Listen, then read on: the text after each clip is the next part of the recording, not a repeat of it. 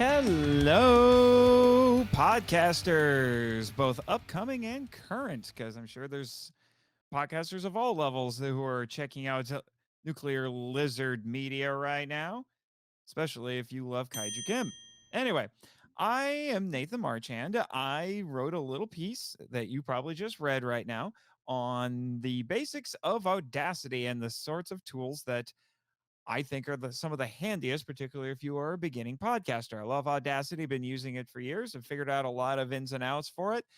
Also feel like I'm learning something new about it at least once a month. So, as usual, visuals are great to go along with the things that I described in the article. So I thought I would demonstrate all the things that I mentioned in there. Starting off, we have Sync Lock. So Sync Lock, as I mentioned, is here on the Tracks tab. You go down, and I have it on right now. If it's on, it'll be check marked. You can also check it off to if you want to turn it off, but we'll leave it on for now. And you'll notice when I have it on. So let's say I highlight this is a future episode actually of one of my podcasts, the Monster Island Phone Vault that I'm working on. So let's highlight that one. And you'll notice that when I highlight this track, which is the one I'm focusing on, that's all in white. And then there are these little kind of see-through clocks. It's a little hard to see on the other tracks that are in this. All right. And if you have sync lock off, if I was to hit backspace, it would delete the audio that corresponded with what I highlighted. But if I had it turned off, it only gets rid of what I highlighted in one track. All right. Comes in really handy if you're editing a podcast and you want to make sure that you keep all the tracks once they're in alignment, keep them all in alignment so that way you don't have a bunch of stuff that's out of sync as you go forward. Okay. Next up, this is something I use a lot as well. It's called Amplify. This is really good if you're editing a track and there's a portion of it that isn't quite as loud as the others and you want to try to equalize that. So you highlight a portion of audio, it's a little quieter. So we'll go with this one, put that on solo. And then you go up here to effect, and it'll be one of the first things you see right here, amplify. And you can change the decibel rate. This is right here by default. This is the highest that you can make it, generally speaking, make a selected piece of audio, but you most likely don't want to do that. You'll notice this is a little quieter than the other two portions on either side of it. So let's try to equalize a little bit. So here in this box right here, you want to put the amplification. This will be how many decibels it gets louder. So let's just start with, we'll say 3. And this is the only box with this that you really want to worry about. And presets and preview, you don't really need to worry about those all that much with this particular tool. So just hit apply. And you notice it got a little bit louder. So let me demonstrate. So this is what it sounds like before the amplification. A little space for the music as usual. You'll notice up here on the playback level, it goes up to about -12. But if we put the amplification back in and play it again, a little space for the music as usual, goes about halfway between -12 and I believe that is -6 or 9. It's a little hard to see from this far away from the screen. Okay. But maybe you also want to make it a little bit quieter. You can do the same thing there. You go to amplify and then you put -3. So it'll subtract 3 decibels. Okay. A little space for the music as usual. Now it's more like between -18 and -12 up here. All right.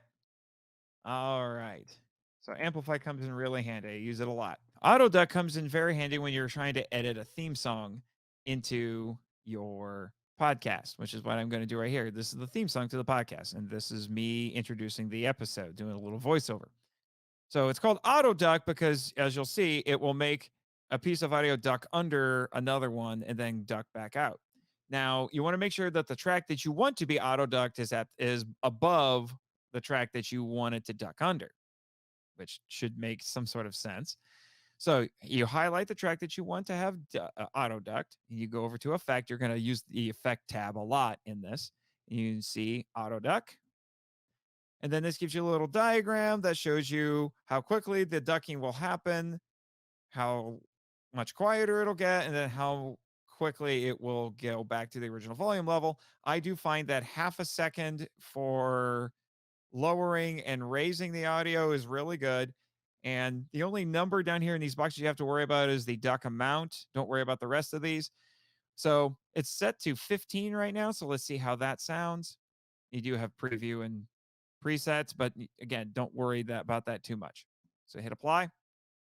Ta-da! You'll see each time that there's audio below it, it ducks under it. So let me show you how that sounds. Live from the KIJU studios in beautiful Ogasawara. Yep. So that sounds pretty good. You may need to experiment with it a little bit depending on the volume levels of each of the tracks that you're working with. All right. Next up, we have Remove Special. Once I figured out how these work, it saved me a lot of time and a lot of headaches. So these features are under Edit. Under the Edit tab, you go down to Remove Special. And as you'll see, they do have some quick commands. I don't really know what the difference is between split cut and split delete. They do basically the same thing, but just to show you what it looks like. And what's cool is these will work even if you have auto duck on. So if you, excuse me, sync lock on. So if you want to keep sync lock on, but you still want to get rid of certain portions of a piece of audio without affecting the other tracks, this is the way to go. So split cut, ta-da, didn't do anything to the others. Split delete does the same thing. And if we go back here again, you'll see silence audio and trim audio. These are both incredibly handy, let me tell you. And they also have quick commands. Silence audio. So if you have a section of audio that you just want to be absolutely quiet, this is a great tool to use. See, it's all gone. But on the other hand, if you want to keep a highlighted piece of audio, but get rid of everything else in the track, you use trim audio. Ta-da! Gets rid of everything on either side of it. It's very handy. And now, similarly to the quick command, the silence audio, what I used to do, particularly when I was trying to get rid of, say, heavy breathing or something like that from somebody in a podcast episode, I used to actually just go over here and do it manually with the mouse. So you go to the generate tab, and there's different options here with some noise and tones and all of that. But what I generally use is silence. You click that, and it'll bring up this little box that you've seen before. Again, you don't need to worry about settings or preview. You hit generate. Does the same thing as hitting Control L for silence audio. Okay. All right. And the next feature I'm going to show you is noise reduction. So let's say you're listening back to a recording you've done and there's some background noise. Maybe somebody left their air conditioning on or something like that. Well, I'll show you what you can do here using the sound effect track, which is actually some footsteps. So footsteps in a hallway, but you'll notice that there is a little bit of background noise with that one. So what you want to do is you want to highlight a portion of the track that just has, doesn't matter how long it is, that has the background noise you want eliminated. So there you go. You come to effect, down here to noise reduction. And then it's got a couple of steps here. So in step one, you want to hit get noise profile.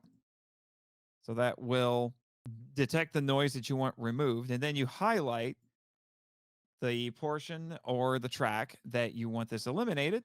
You go, and after you've done that, you go back up to effect, noise reduction. You go down to step two. The only one of these, you can leave the sensitivity and the frequency smoothing alone. Make sure it's set to reduce down here with noise. The only number that you really need to mess with here is this, the noise reduction decibels. You'll have to experiment a little bit to find out how much you need to reduce it in order to eliminate it, or at least quiet it enough that it's not as distracting. That'll take a little bit of experimentation on your part, depending on your needs. Be warned, if you reduce it too much, it will affect the rest of the audio. I've had a couple of podcast episodes where I did that a way too much, and I do think the sound suffered a bit for it. But, I think a range of about 10 to 12 decibels, maybe 15, should be pretty good. You can preview it before you hit the button, but just for the sake of demonstration, I'm going to hit OK. Okay, you'll notice that the overall audio did get a little bit lower, a little bit quieter, but the part where we got the audio, the background noise has been drastically reduced. All right, let's see how it sounds in the footstep portion. So it does sound a little bit cleaner there. All right. And then finally, we have fade in and fade out. Now, again, I use this a lot for editing music in a podcast. So, what you want to do for that one is you want to go again to the Effects tab. And what you do is you highlight a piece of audio, and then whichever piece of, however much of the audio that you highlight, that it will fade out or fade in at that speed. Okay, so we'll do a slow fade in like this. Live from the KIJU studios in beautiful Ogasawara, this is the Monster Island. All right, you get the idea. So we'll undo that. And then if you want to do a faster one, you just scale it back here. Live from the KIJU studios in beautiful Ogasawara. Yeah, so whatever your needs are, you can change the speed of it, fast or slow. So, like I said, make sure you highlight the correct portion that you want for your particular project. We'll do the same thing with a fade out.